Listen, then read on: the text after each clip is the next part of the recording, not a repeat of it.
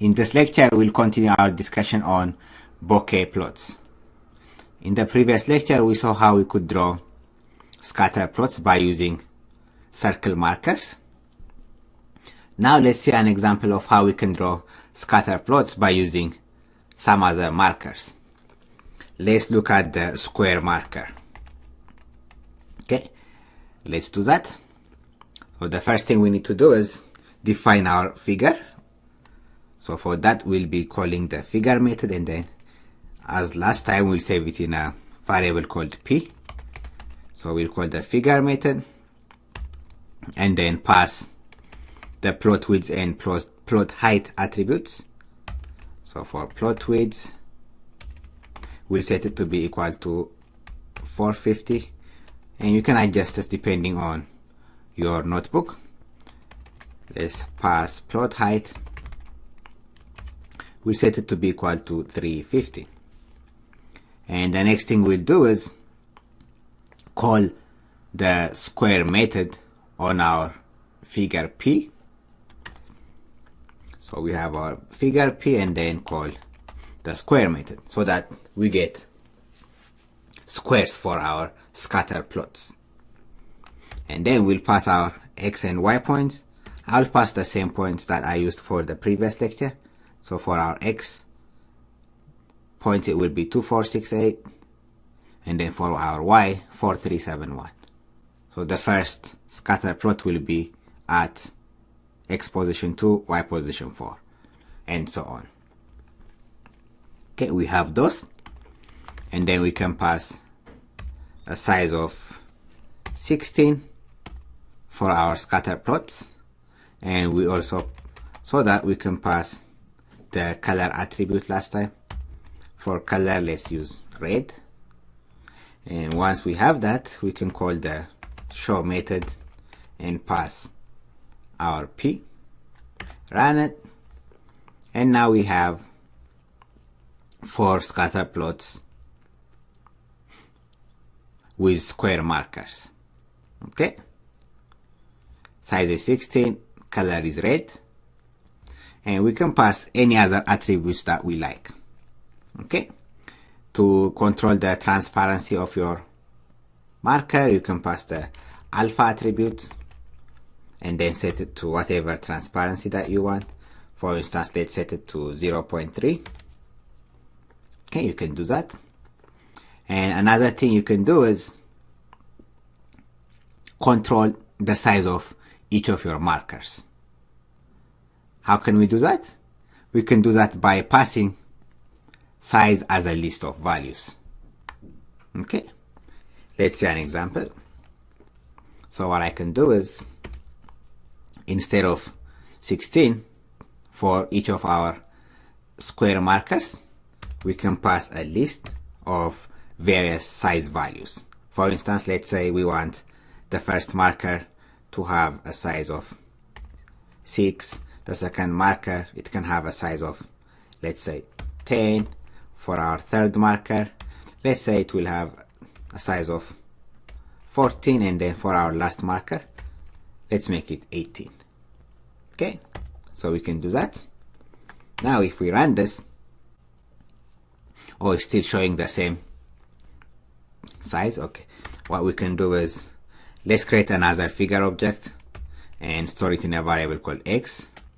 So we set X is equal to figure, and then pass plot width 450, and then plot height, let's set it to be 350.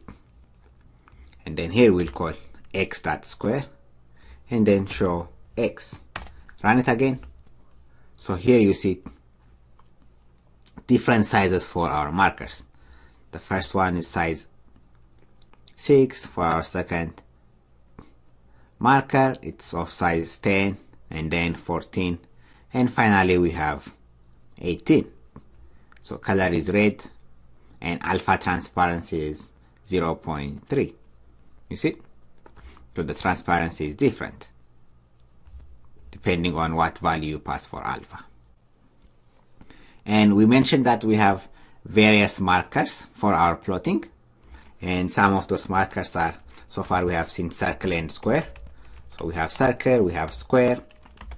There are other markers like diamond, cross, circle cross, square cross, triangle, asterisk, and so on.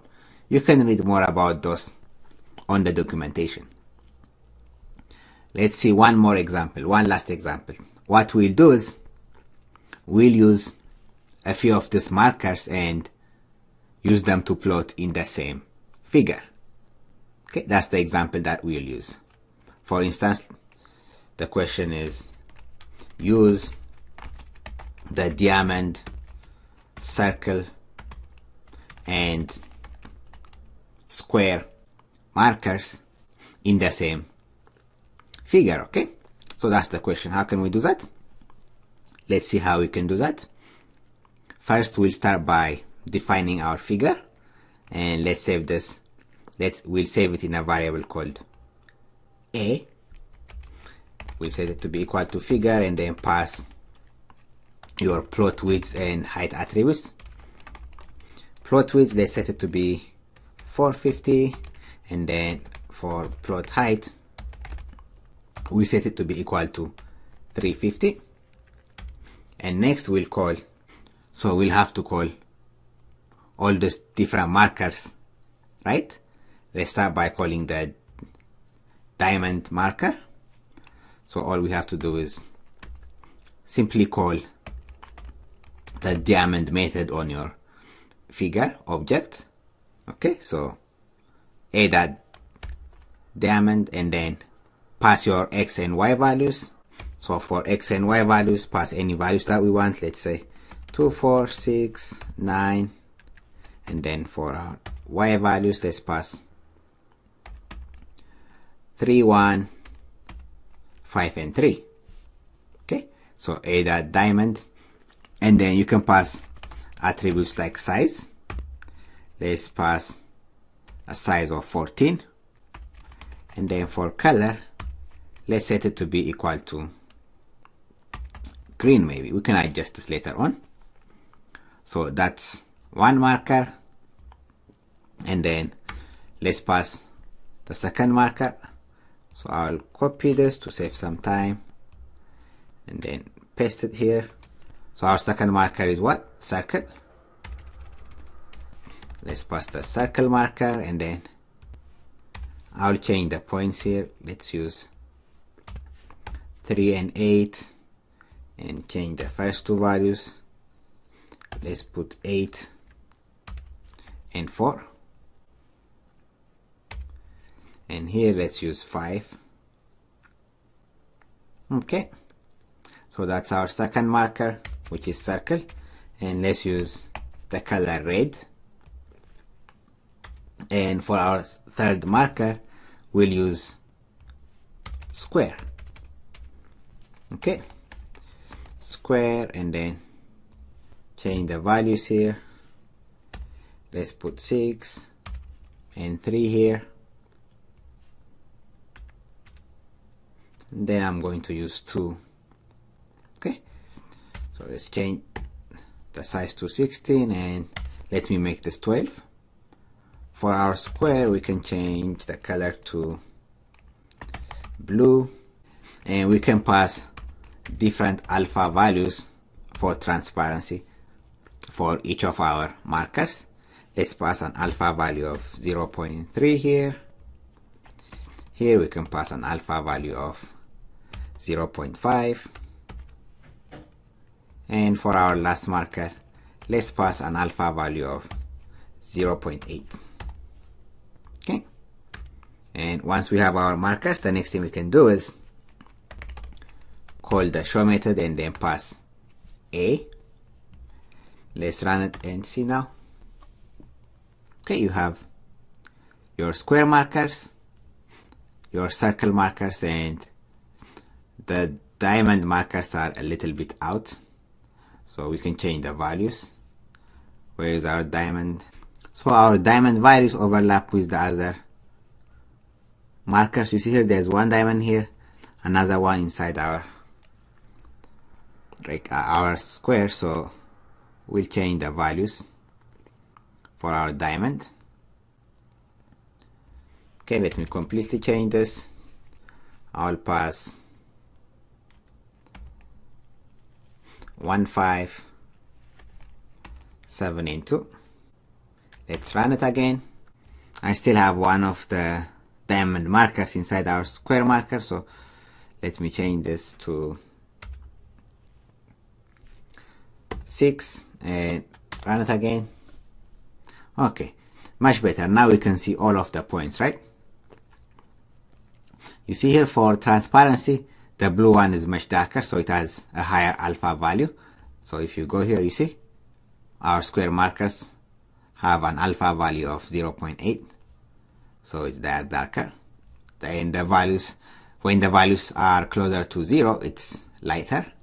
As you can see here, the green ones are the lightest, whereas the red ones are in the middle.